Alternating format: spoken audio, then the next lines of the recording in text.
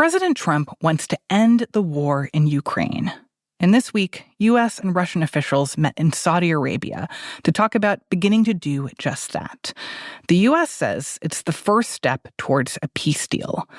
But there's one important voice that is very notably not at the negotiating table: Ukraine and its president, Volodymyr Zelensky. Ukraine will never accept deals made behind our backs without our involvement. Zelensky and many Ukrainians say that they are being sidelined in negotiating the end of a war they have been fighting for the last 3 years. From the newsroom of The Washington Post, this is Post Reports. I'm Martine Powers. It's Wednesday, February 19th. Today, I talk with my colleague Michael Birnbaum about what kind of peace deal the U.S. and Russia have been discussing, and whether Ukraine will have a say in its future.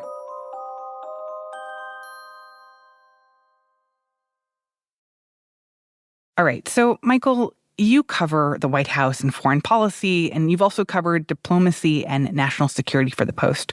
So I wanted to ask you to help make sense of what is happening right now. It's kind of surprising to see these talks about ending the war in Ukraine without Ukraine being involved in the talks. So can you walk me through what led up to this moment and what led up to these meetings between the U.S. and Russia and Saudi Arabia? Well, Martine, I have been covering Russia and Ukraine and their tangly, twisty relations for more than a decade. And this last week or two has been among the most extraordinary stretches. It has just been crazy to watch Donald Trump handle this diplomacy. So the short answer to your question is, Trump during the campaign said that he could end the war between Russia and Ukraine in less than 24 hours. That never made a lot of sense, but he came into office saying he was going to put an end to this war, that there was too much killing. And there's been this question of when was he going to start and when was he going to talk to Russian President Vladimir Putin. So last week there was just this flurry of activity. We had Treasury Secretary Scott Bessent in Kiev meeting with Zelensky, the first cabinet secretary to go to Ukraine since Trump came into office. We had Defense Secretary Pete Hegseth in Brussels meeting with fellow NATO defense ministers and surprising them a bit because he was saying that it wasn't realistic to imagine Ukraine regaining all of its territory. We must start by recognizing that returning to Ukraine's pre-2014 borders is an unrealistic objective. And probably not realistic to expect Ukraine joining NATO either, at least not as part of a peace deal. And then the big news was, of course, that President Trump talked on the phone for the first time that we know of since January 20th to Russian President Vladimir Putin. And they talked for about 90 minutes.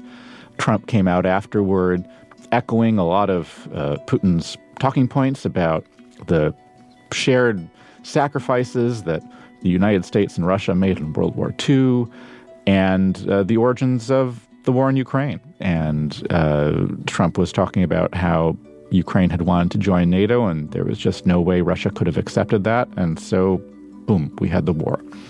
So that set up the conversations that happened this week in Saudi Arabia, the first high-level contacts between Russia and the United States since the war started 3 years ago. Well, let me ask a little bit more about that, because I think that really struck me, that you say that Donald Trump was echoing some of Russia or Vladimir Putin's talking points, but that he kind of, it sounded like he was kind of blaming Ukraine for this war. Can you explain a little bit more about what he said there? So he came out last week after talking to Putin, super sympathetic to Putin's argument that essentially Ukraine, because it had talked about joining NATO at some point, the Western Defense Alliance that was set up during the Cold War to defend Europe against the Soviet Union, that was the reason that Russia needed to invade Ukraine, to prevent it from joining NATO, that it was a security threat to Russia. It was notable last week, but then on Tuesday of this week, Trump really came out and said it explicitly, the most explicitly I've heard him say it. He was asked why Ukraine wasn't joining the talks that took place in Saudi Arabia yesterday. And Trump said, well, they've had 3 years to talk. They've had 3 years of war, and they never should have started the war. And just to fact check this, Russia invaded Ukraine. Trump is blaming Ukraine for starting the war. Yeah. Russia invaded Ukraine unprovoked 3 years ago in 2022. So it was really extraordinary to hear Trump say that Ukraine was at fault for starting it. And I should also say, just this morning, Trump attacked Zelensky on social media, calling the Ukrainian president a, quote, dictator without elections. Zelensky was elected by the Ukrainian people in a democratic proceeding, and he's still pretty popular there. And I think the reaction that a lot of people had was, A, this is inaccurate, but B, like, how is this a good negotiating tactic if the U.S. is already kind of taking the side of Russia in terms of how it views things? And to what extent are Trump and the Trump administration planning to really be tough negotiators here? But coming back to these talks that took place in Saudi Arabia on Tuesday, like, what exactly is it that Russia wants? Like, what do they want to achieve in these negotiations? So they are talking about the basics. I think they're kicking around ideas of what a peace could look like, what a peace deal would entail, the kinds of concessions that the West would offer Russia to end the war in Ukraine. Russia wants to keep the territory that they have seized from Ukraine. It's about a fifth of Ukrainian territory, and they want sanctions relief. They have been cut out of Western financial markets. They can't sell much of their energy to Europe or the United States anymore. They want that to end, and they don't want to make a lot of other concessions otherwise. So that's what they want, and seems like they're probably going to get a lot of what they want. They're also asking for elections in Ukraine because they want Ukrainian President Volodymyr Zelensky out. They see him as too anti-Russian. They are hoping that they can install a Russian-friendly president, as has happened in the past. The United States, they seem open to a lot of these things. Keith Kellogg, the Ukraine envoy, has talked about Western security guarantees for Ukraine, but he's never really been super specific about what he has in mind. There is some idea of European troops being sent to Ukraine to try to keep the peace and be a bit of a tripwire to deter Russia from reinvading or starting the war again, trying to capture more Ukrainian territory. But that's really an open question, and the Europeans aren't united on that either. So we'll see what happens on that front. What is your sense of why Ukraine was left out of these talks? If they're obviously a very important part of whether a negotiation ends up successful or not. Well, it has always been Russian President Vladimir Putin's dream to negotiate the future of the world tête-à-tête with the United States, just like there was this bipolar world in the communist era where it was really Moscow and Washington who were the big powers in the globe. Putin has always dreamed of reconstructing that power dynamic. He's sought it for years and years and years. And until now, the U.S. presidents haven't let him get it because that's not the reality of how power works in the world anymore. Trump is accepting that from Putin. He's saying, yes, let's sit down, two men together, and hash out spheres of influence, hash out who gets what country, who gets what territory, who gets to redraw borders. And Trump seems okay with that. So I think that Trump doesn't appear to be giving much agency to the Ukrainians, but even that, you know, the basics of the format that they are negotiating in, which is, again, cutting out Ukraine, that is such a concession to Putin and allowing him to recreate that kind of Soviet power. And what is your sense of whether there's any world in which Ukraine would accept the terms of a peace deal as the outlines have started to be apparent? I mean, you said that there are some concessions that the U.S. was starting to talk about with Russia in these talks on Tuesday. Like, are those concessions that Ukraine would be okay with? It's a little hard to know. I think that in general, the Ukrainians want a seat at the table. They are the ones who've been fighting. They are the ones who've been dying. They're the ones who've lost their territory. Only they can determine when they are going to stop fighting. And at the same time, they are very dependent on Europe and the United States for military aid and for the basic kind of support that they've needed to keep this war up for 3 years now. So if the United States refuses to send any more weaponry to Ukraine, refuses to allow the Europeans to purchase U.S. weaponry for Ukraine, that would be a big problem. In my reporting, I've heard that Ukraine can probably go for about 6 more months with the current stocks it has, but then it's going to have a real shortage and some issues. So at some point, it would have to stop fighting. It's just not going to have the weaponry or the manpower. But, you know, the Ukrainians sure are nervous. They're not interested in the kind of almost total capitulation that seems to be discussed right now between the Americans and the Russians. And tell me more about the reaction from Ukrainians to the fact that they weren't even involved in these talks. We heard from Zelensky at the very beginning of this episode, but say more about how this is starting to play out there, or what kinds of alarms is this raising that Trump seems okay with sidelining them from how these negotiations play out. The Ukrainians were actually really open to Trump presidency at the outset. I think that they feel as though the war hasn't been going well. They've been struggling. The Biden administration helped them, but they felt not enough to win decisively, and they kind of wanted to roll the dice. They were open to a new approach. Now, though, they are shocked, really, at the way that Trump has been talking about them, the way that Trump has been seemingly embracing Putin's narratives. And you just hear Volodymyr Zelensky Wednesday talking about, you know, Trump is living in an environment of misinformation. And Zelensky is saying, look, they need to operate in the world of facts, not in the world of fantasy. After the break, we'll look at Ukraine's side of this conflict and how Trump's approach to peace talks has unsettled European allies. We'll be right back.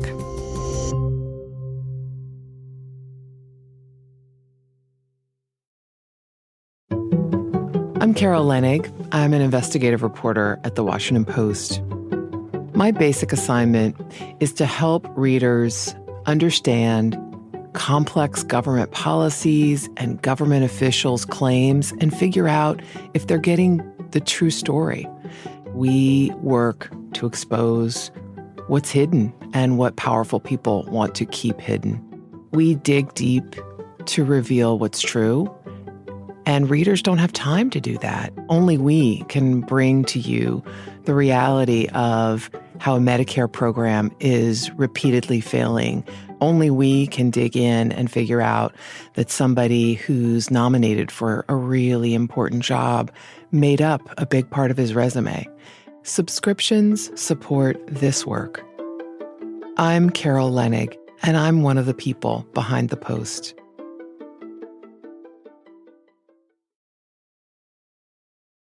Just to understand where Ukraine is positioned in all of this.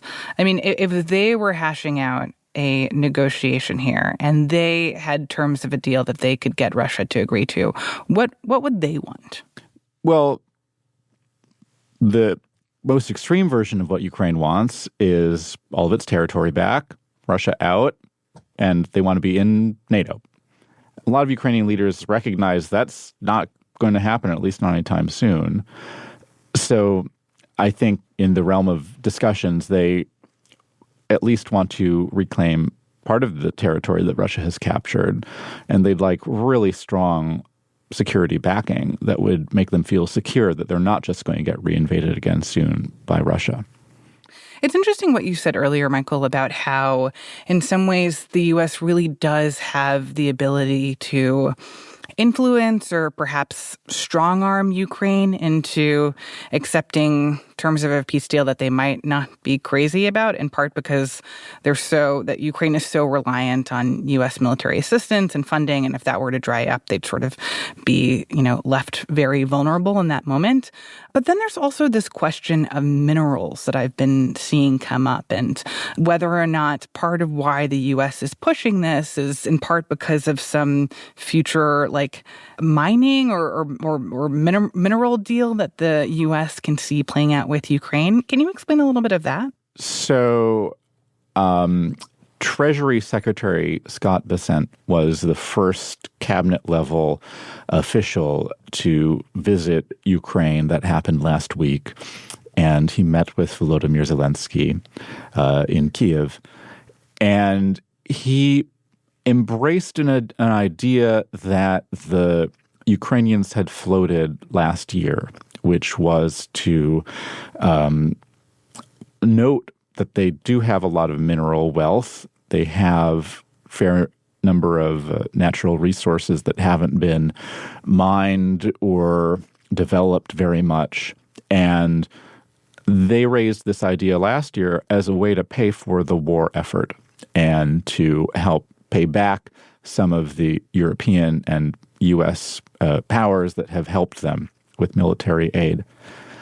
What Bessent presented them with in Ukraine last week shocked a lot of Ukrainians because it was a short piece of paper that basically said, sign over half of your mineral wealth, and that's it. Not for future security guarantees from the United States, not really for anything other than to pay back what the West has already, or what the United States has already given Ukraine.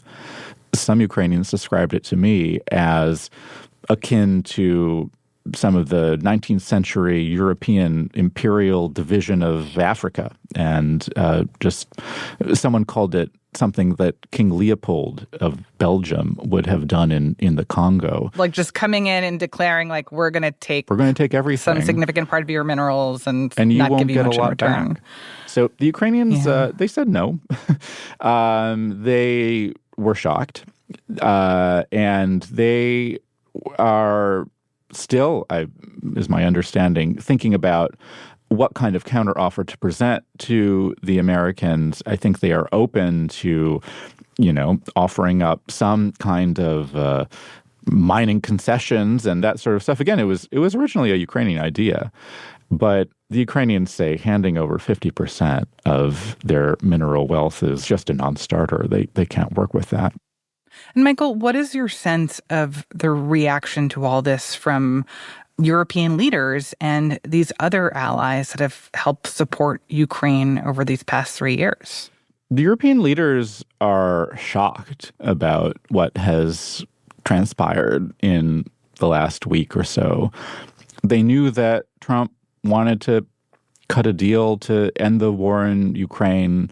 They weren't expecting to be actively excluded. They know that the United States wants them to send troops to Ukraine, and they don't understand how they can be expected to put their own citizens up potentially to die there if they don't have a seat at the table, if they're not at all part of these conversations. So they're talking among themselves, but they're also pretty divided. There are a lot of different ideas. Some countries don't want to send their own troops.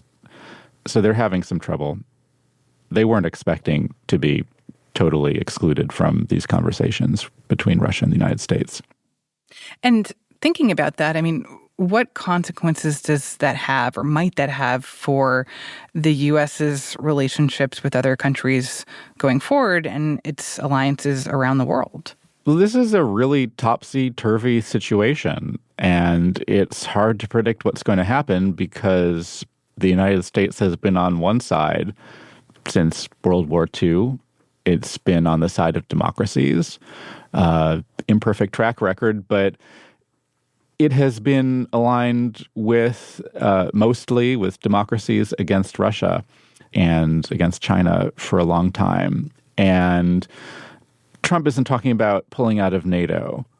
His subordinates say that they remain committed. But it is a pretty fundamental realignment of whom the United States sympathizes with and works with. And Europeans certainly are shocked and uncertain what's going to happen. They feel totally destabilized, and they are starting to make plans for a future security where they can't depend on the United States as they have for the last 80 years. Michael, thank you so much for sitting down to explain all this. Thanks, Martine. Michael Birnbaum is a White House correspondent for The Post. That's it for Post Reports. Thanks for listening. If you found this show helpful or useful in your daily life, help other people discover it by leaving a rating on Spotify or a rating and review on Apple Podcasts.